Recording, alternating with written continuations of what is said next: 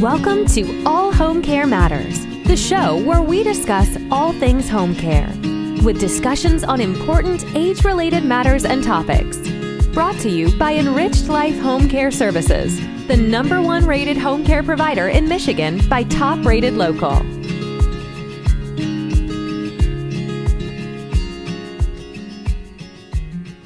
Hello, and welcome back to All Home Care Matters. If this is your first time visiting us here at the show, we want to say thank you for taking time out to be with us today. We appreciate how valuable everyone's time is, and that's why we try and make each episode here at All Home Care Matters something that will hopefully matter to you. Today, I am honored to welcome the author of the book, Get in the Boat, Darlene Fuchs. Welcome, Darlene. How are you today?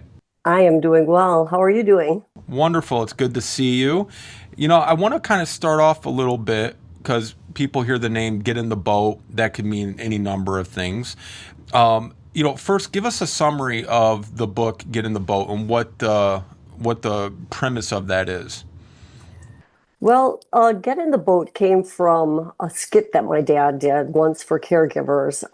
It basically was a self-built boat that they put together, and a person played my mom in it. And the whole story behind it was you can't, as a caregiver, pull the boat, push the boat. You just have to take yourself and place yourself in that boat and let it, it's going to go where it's going to go. So you're there pretty much to go along for the ride and to navigate between the rough waters and the rocks and all of those kinds of things.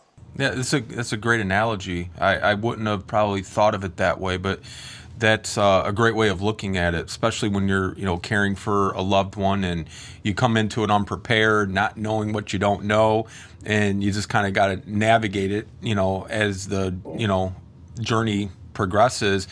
Give us a little bit of background, though. This book is a memoir, as you say on the front of the book, a memoir of love, loss, and the dance with dementia. Kind of set the scene and the backdrop for our viewers and listeners.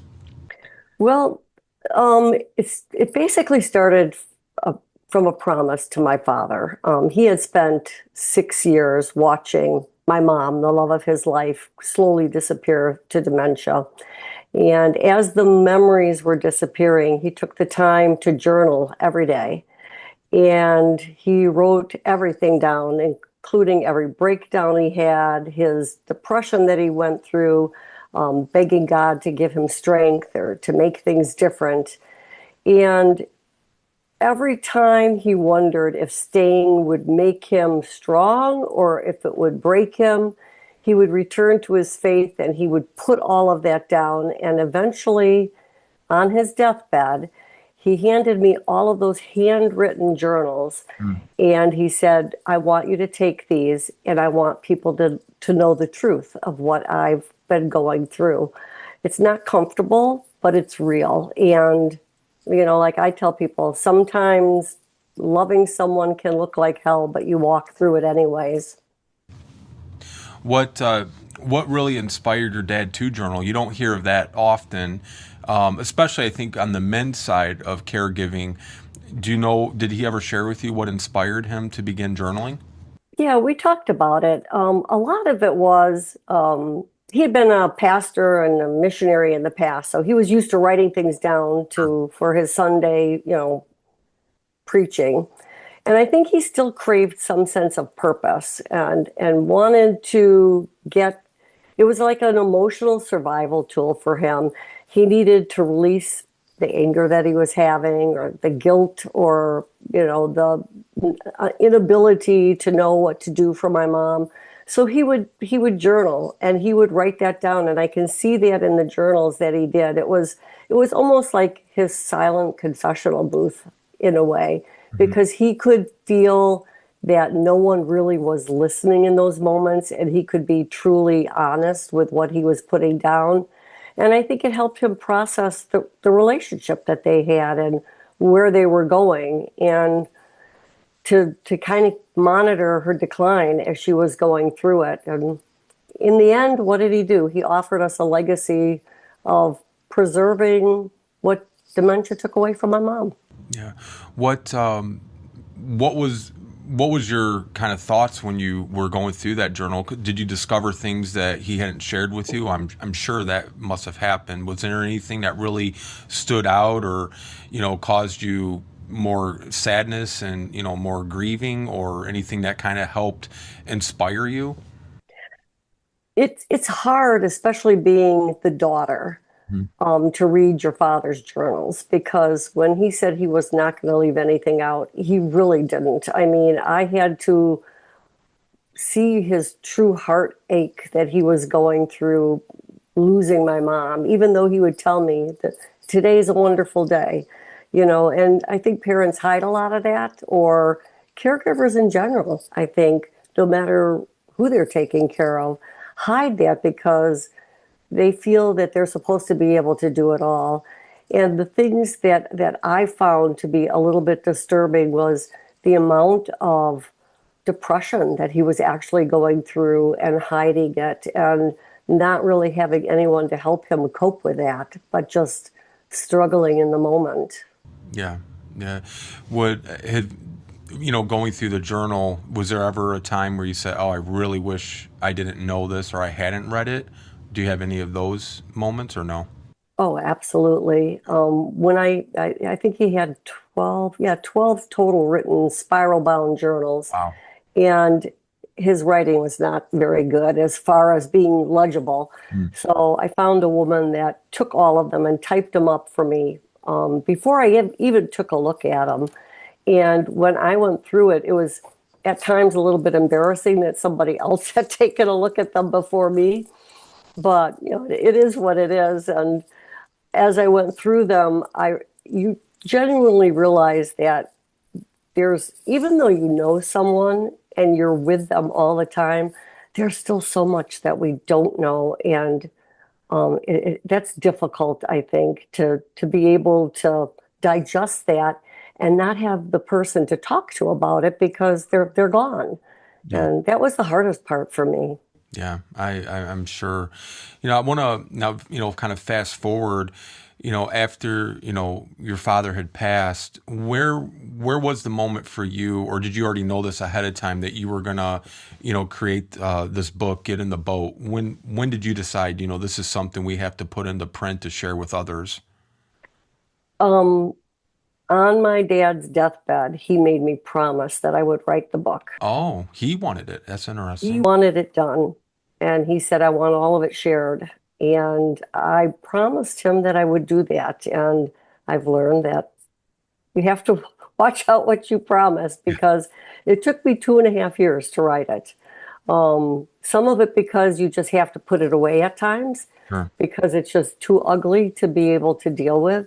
But I can honestly say, Lance, that my dad was like in my head. Mm. I mean, I'm a person of faith, but I've never experienced what it is like to have a voice in your head, spurring you on, or being the editor of the book and saying, no, no, no, this needs to be different. And I had written, like things for a newspaper and stuff, but never had I thought I would ever write a book.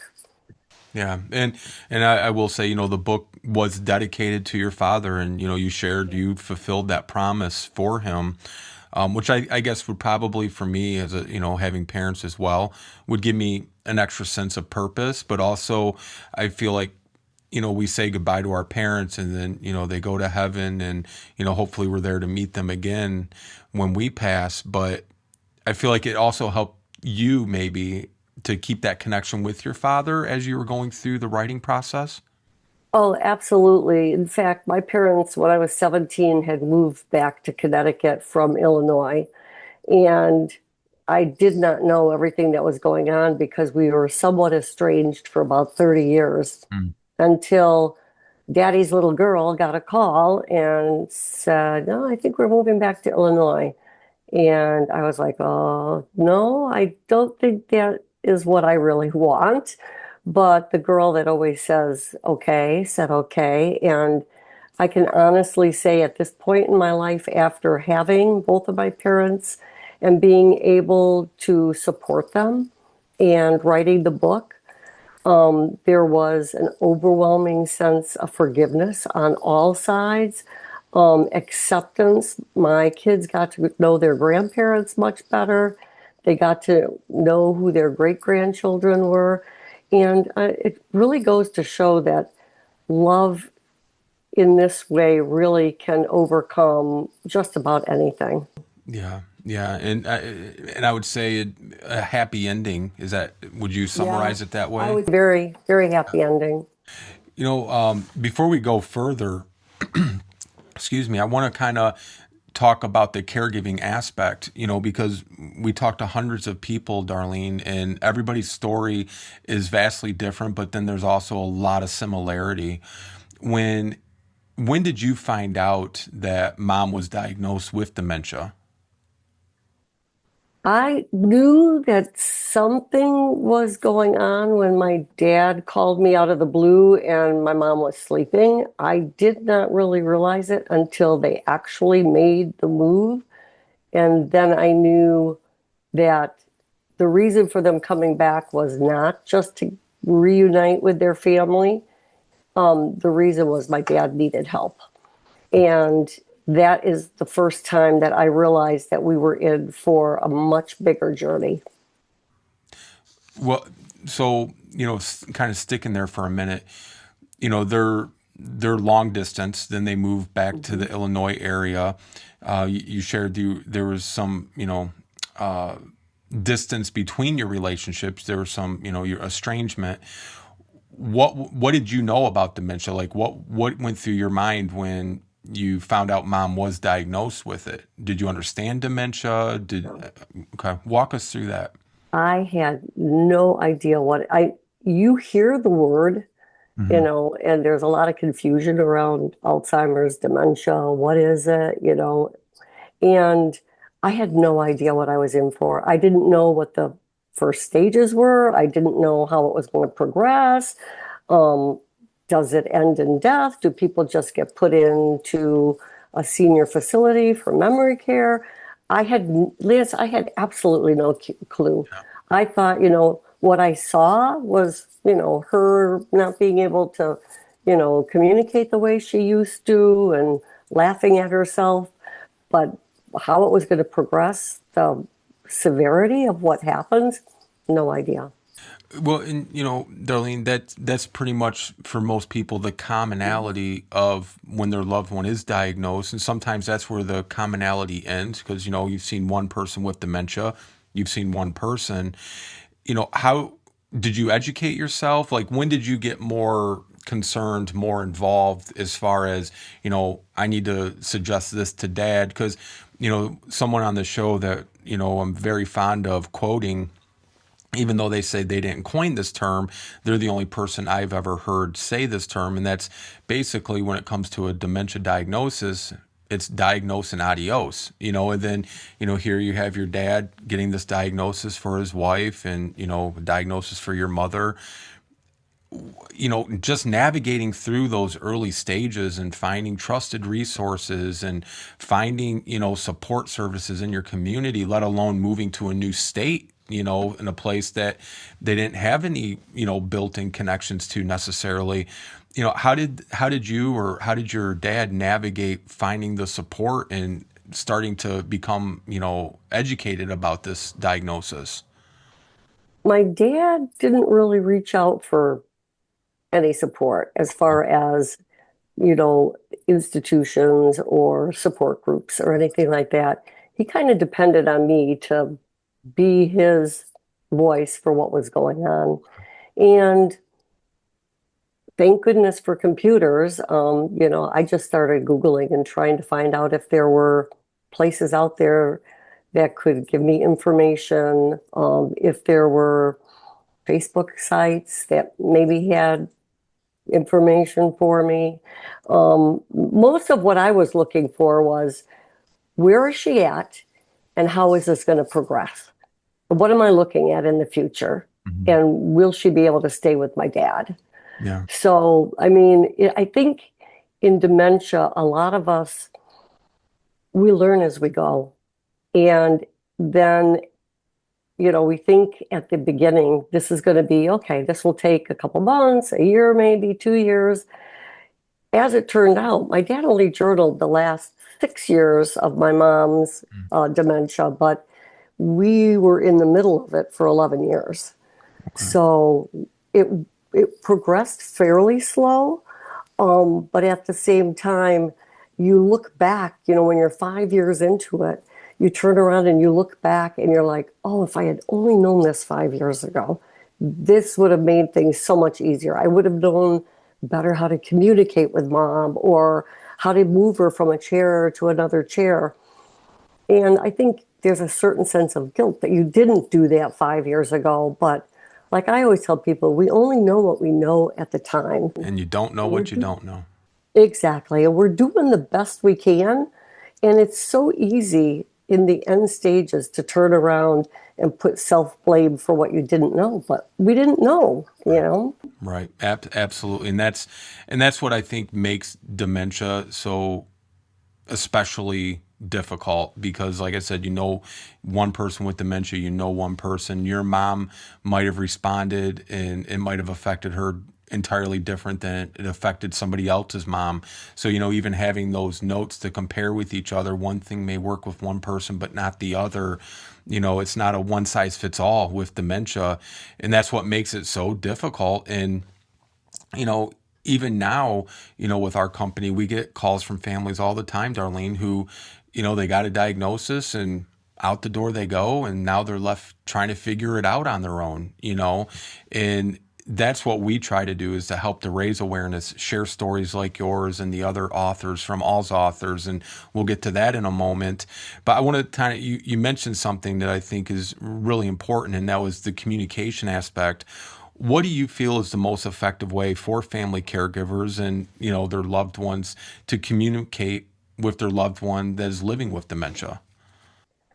I think the most important thing is to realize that you're not communicating with that person Mm. the way you used to. And you have to acknowledge that. My brothers came in from out of town to visit my mom once, and they could not get over the fact that I would go up to her and say her name, Gail, and look at her. And they're like, how can you do that? That's our mom. And I'm like, yeah, but she doesn't respond to mom anymore. She doesn't know who mom is. All the people that come and go that she sees every day respond to her as Gail. And you have to just trust that a lot of the people telling you how to do this is going to work, even though it might sound really strange. But I found just simple things, saying her name, making sure I had eye contact, and even my gestures, pointing in a direction so she would kind of turn to hopefully look, or trying to get her to go to another place. And the little things, softening your voice so they don't become agitated, and then pausing to give them time to answer because they're processing all of this in their head. Yeah. And at the same time, just the biggest thing for me was just simple yes and no questions, where she could maybe still, nod or tap a finger, but it definitely is a learning curve. Yeah.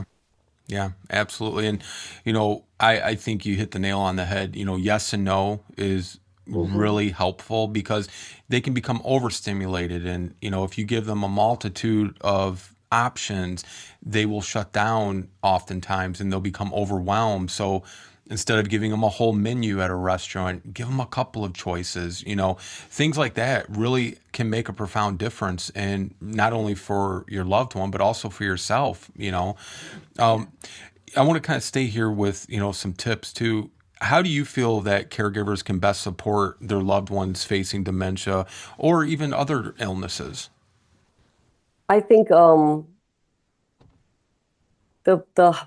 most important thing to support someone is establish a routine. All of us do better with routine. I've been retired for a while and I accomplished so much more when I was working full time and busy. They say give a busy person something to do and it gets done. Right. Routine is real important, giving them reassurance, letting them know it's okay. patience is just a really big one for me. It really took me some time to realize that I had to be patient with my mom. And little things for them to do that still give them a sense of purpose. My mom was a housekeeper. I would give her a whole bunch of napkins and she would fold them, or socks. She would match them and then put them away, give them back again the next day. I think a sense of purpose for the person is also a very important thing at that point. Yeah, absolutely. I think purpose is important for all of us. Absolutely, Yeah. especially those living with dementia. I wanted to ask you, when's the last time you read any of your reviews on Amazon? Oh, not recently. I try not to. Okay. Well, Why they're have all you? good. They're all Oh, good. good. But one especially stood out to me when I was, preparing for our interview today. And this is left, it's a verified purchase, and the user's name is Nana. The headline is "A Must Read Because Love Doesn't End with Memory." And that really caught my attention, Darlene, because we're big advocates here for respecting the dignity and integrity of individuals living with dementia. And Nana goes on to say, sometimes love means feeding a body that no longer knows your name, breaking your back to keep them breathing, and digging the grave yourself while they're still alive as the world scrolls past like nothing's happening. Get in the Boat is not a soft, focused memoir. It's raw, unflinching, and unforgettable. Richard, being your father, stayed when Gail forgot his name, stayed through blank stares, violent confusion, and a love that could no longer love him back. No applause, no rescue, just a man, a vow, and the beauty. Just a man, a vow, and the brutal, sacred loyalty no one else saw. I think that sums it up right there. I just thought that was a powerful review. There's a lot of other amazing reviews as well, but that one especially caught my attention. When you hear somebody read that to you, and first, did you know of this review? Because it seems like this is the I'm new. going to have to go look. Yeah. Yeah. What does that mean to you though when you hear somebody leave a review like that about your book? When I hear something like that, Lance, it makes all the 2.5 years of difficulty getting this put together all worth it.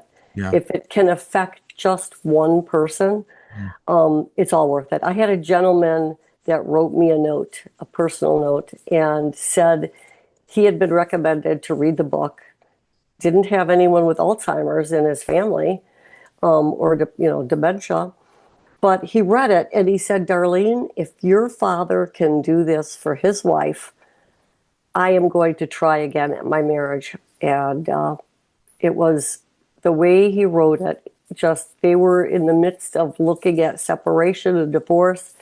And I have no clue whatever happened, but anything that we do, what you do, Lance, what so many people out there do, if we can just help one person on this journey or give them hope or get them through a really hard day, it's worth it. It's all worth it. Absolutely. And I didn't know where you were going with that gentleman. But I was thinking in my head, especially with your father being a former pastor, I could see this being used in marriage counseling or being used in churches as a resource, because it doesn't have to necessarily be for somebody that's just dealing with a spouse or a loved one with dementia, but it could just mean, be used as a tool to show, there is better and worse, sickness and in health. That is really the core of those marriage vows. So I could see it being very instrumental in helping in those situations and, showing, look,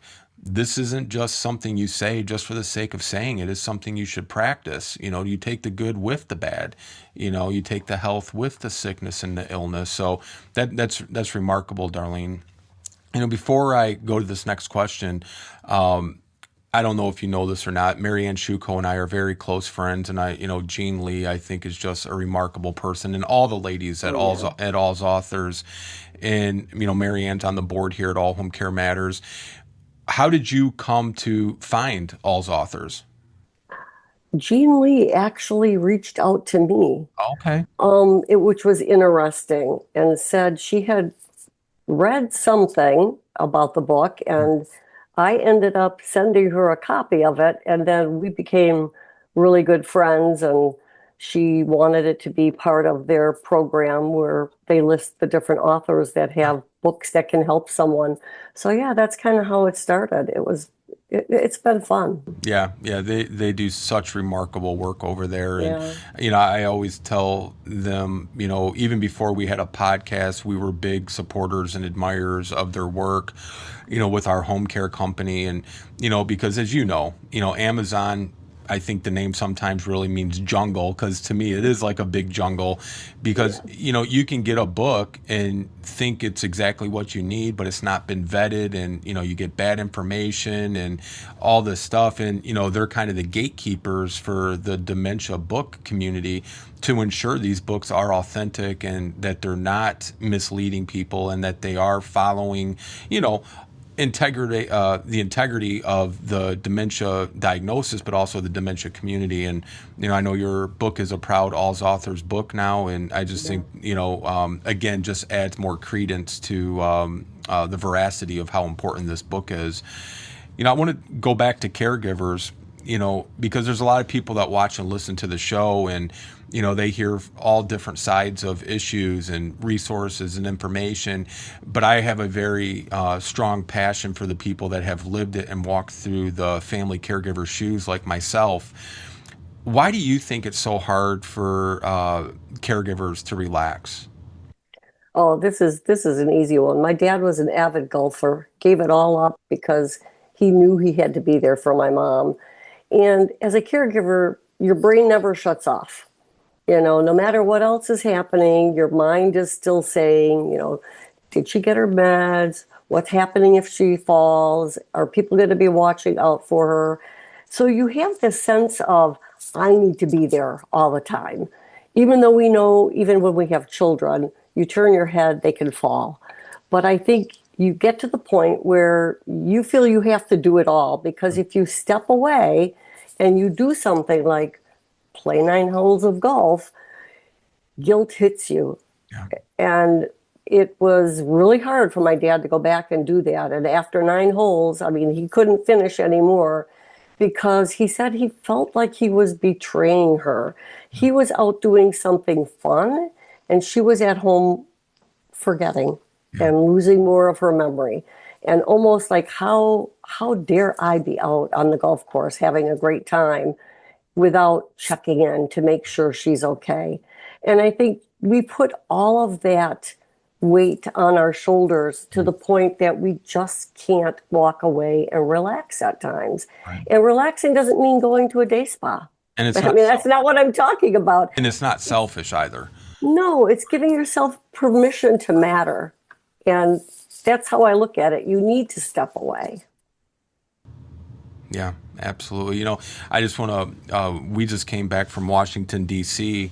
for the Elizabeth Dole convening, and a remarkable event. And it's all about caregivers and military caregivers caring for, veterans that require care. And, but one of the keynote speakers, Darlene, was, and it was a nonpartisan event, so it was not political in any way.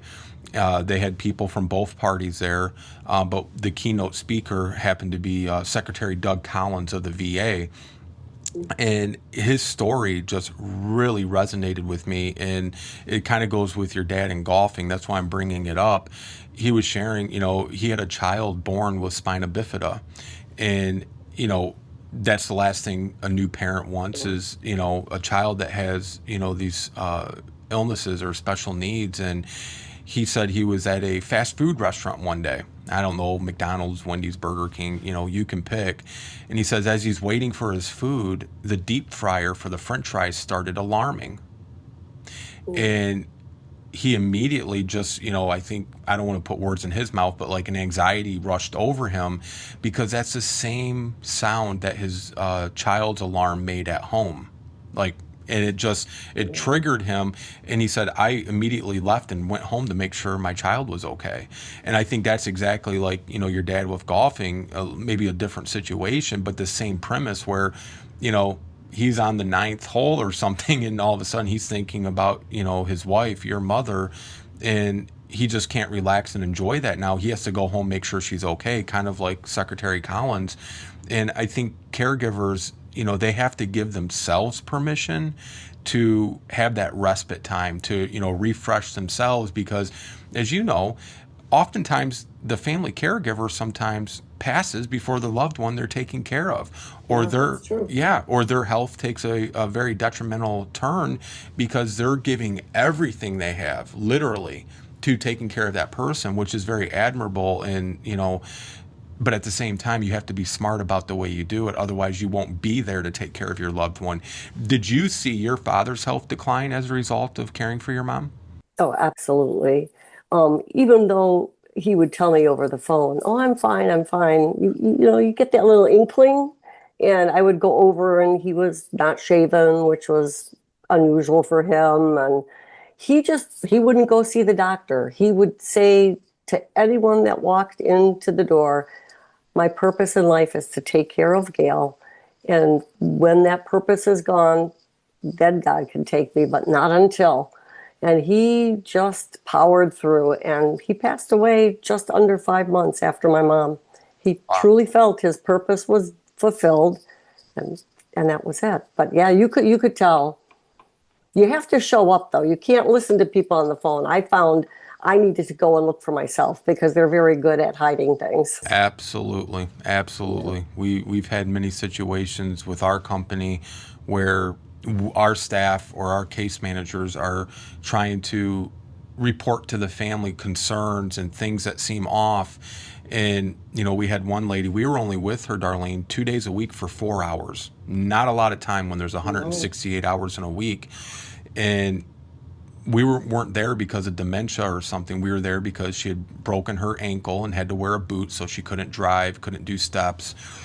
And this was like an 8 week recovery time that we were with her. And probably in the fifth, sixth week, our staff started noticing, there's mail coming in that seems late, final notice, all these, conversations weren't lining up.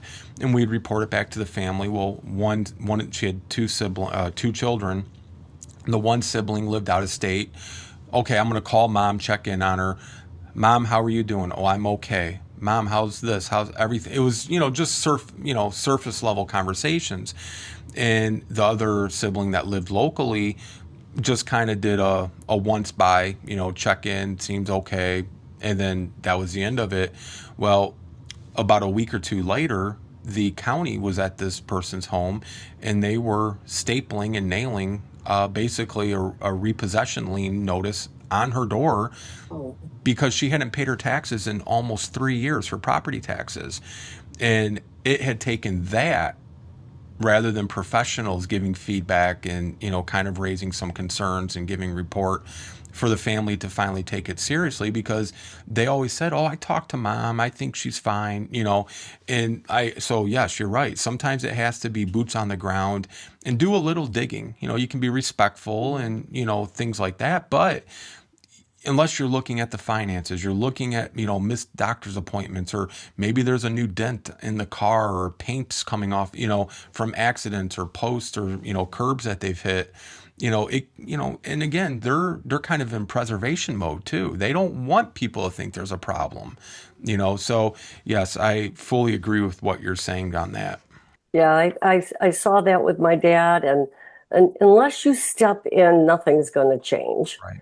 And we just have to be more cognizant of what's going on because one day might be good and 3 days might be bad. So it's a hit or miss. Yeah.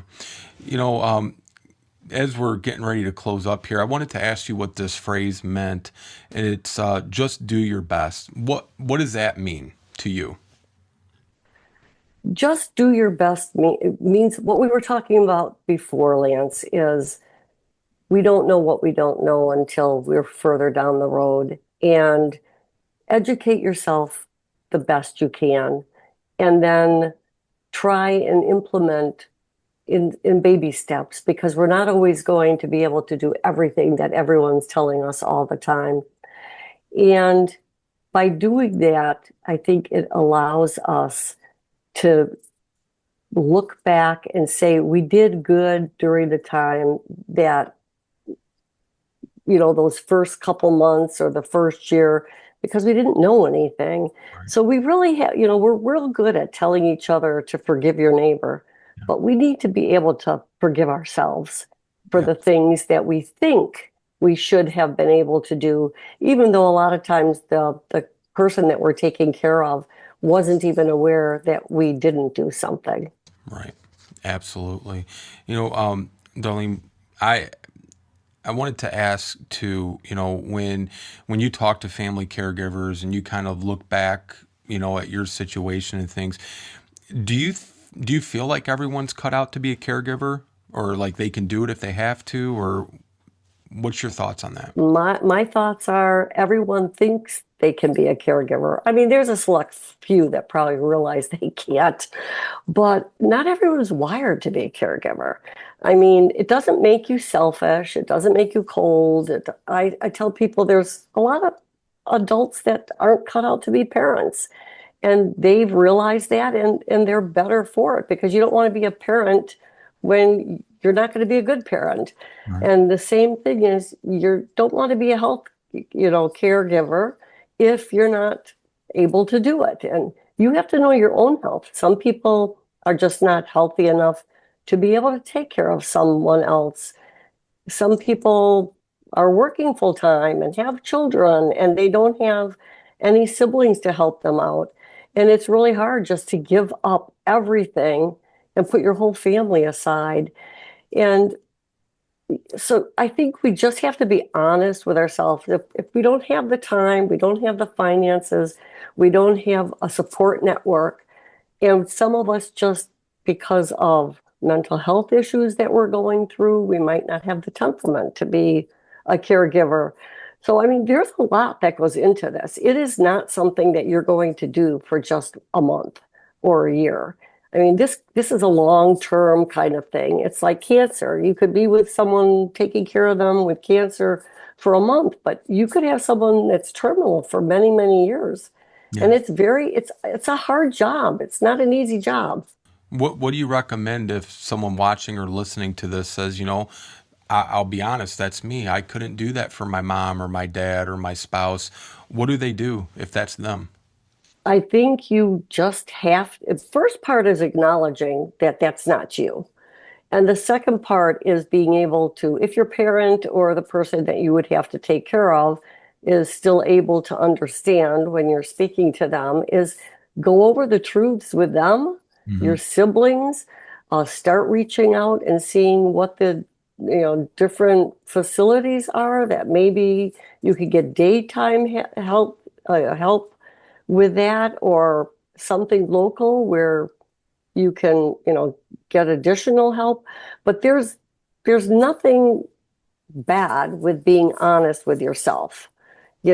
Honesty is really where the best care starts, is what I like to say. Yeah. Because if you're honest that you can't do it, your loved one's going to get better care somewhere else. And if you can do it, well, then that's okay too. But we should never judge someone for what they can or can't do. Exactly.